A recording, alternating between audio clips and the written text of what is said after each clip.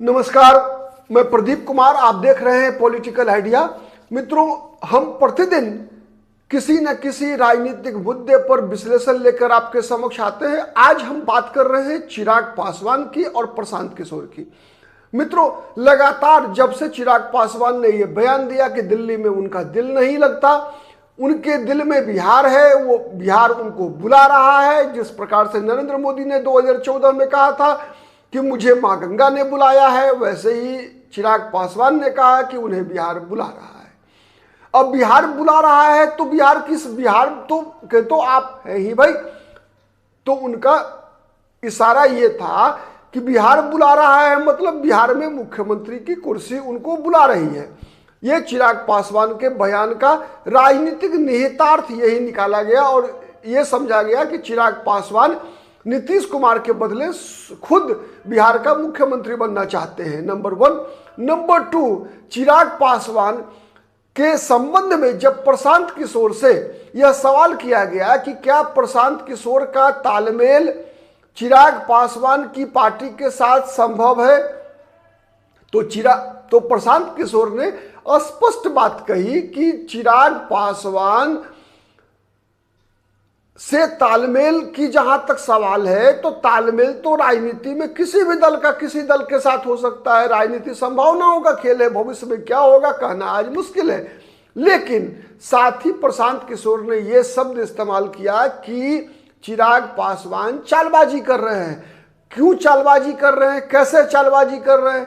उन्होंने कहा कि अगर चिराग पासवान वास्तव में उनके दिल में बिहार फर्स्ट, बिहारी फर्स्ट है, वास्तव में चिराग पासवान को अगर बिहार बुला रहा है, तो चिराग पासवान को रोका किसने है? प्रशांत किशोर ने सवाल किया कि तब आप अगर रियली सीरियस हैं बिहार में राजनीति करने के लिए, बिहार के मुख्यमंत्री बनकर बिहार को बदलने के लिए, अगर आप वास्तव में अगर आप सीरियस हैं, तो आइए केंद्र के मंत्री पद से इस्तीफा दीजिए और चलिए बिहार बदलने के लिए। तो ये बयान का निहितार्थ था प्रशांत किशोर का।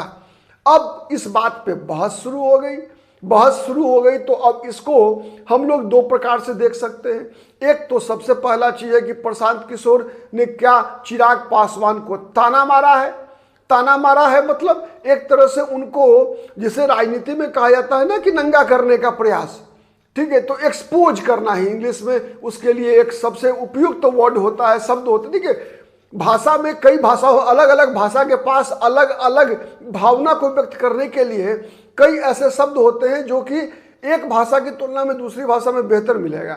ठीक है, तो हिंदी में हम कहते हैं कि भैया देखो इसको नंगा कर दिया, मतलब उजागर कर दिया, इसका भांडा फोड़ दिया। लेकिन अंग्रेजी में उसके लिए होता है एक्सपोज शब्द का इस्तेमाल। थोड़ा चूंकि हम लोग तो गुलाम मानसिकता के रहे ना, भारत में तो अभी भी अंग्रेज का प्रभाव है, अंग्रेजी सोच है हमारी, तो हमको एक्सपोज सुनने में ज्यादा अच्छा लगता है। आपको क्या लगता है कमेंट करके बताइएगा। खैर, तो प्रशांत किशोर का स्पष्ट आरोप चिराग पासवान पर था कि चिराग पासवान के साथ हमारा तालमेल हो सकता है, क्यों नहीं हो सकता। तो चिराग पासवान अगर वास्तव में सीरियस हैं, तो चिराग पासवान केंद्र के मंत्री पद से इस्तीफा दें, आए और बिहार को बदलने का प्रयास करें। क्या चिराग पासवान इसके लिए तैयार होंगे? जब सवाल ये उठ रहा है कि जब चिराग पासवान ये कहते हैं कि नरेंद्र मोदी के हनुमान हैं, तो हनुमान क्या राम से अलग हो सकता है? ये सवाल सबसे बड़ा सवाल है। तो क्या राम ही हनुमान को गद्दी सौंपेंगे? यह एक बड़ा सवाल है। तो चिराग पासवान कैसे मुख्यमंत्री बनना चाहते हैं, किस समीकरण के साथ बनना चाहते हैं, अब ये चिराग पासवान को तय करना है। प्रशांत किशोर के कहने का मतलब यही था कि चिराग पासवान का प्रशांत किशोर के साथ अगर तालमेल होना है, तो प्रशांत किशोर ने गेंद चिराग पासवान के पाले में डाल दी है कि अगर आपका एनडीए से में मन नहीं लगता, अगर आपको लगता है कि नहीं बिहार को बदलने के लिए बदलना ही आपका सबसे प्रमुख उद्देश्य है, तो आइए केंद्र में मंत्री पद का लोभ छोड़िए, आइए बिहार बदलिए, आप मुख्यमंत्री बनिए, कोई दिक्कत नहीं है। तो ये निहितार्थ है। अब चिराग पासवान इसका क्या जवाब देते हैं, उस पर हमारी नजर बनी रहेगी, आप भी नजर बनाए रखिएगा।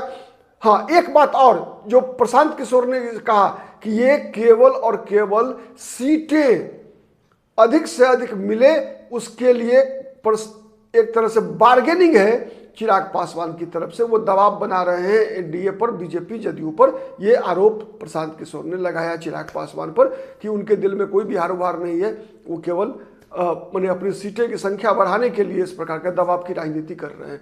खैर, फिर अगले अंक में हम मिलेंगे किसी अन्य मुद्दों के साथ। तब तक के लिए नमस्कार, जय हिंद, जय भारत।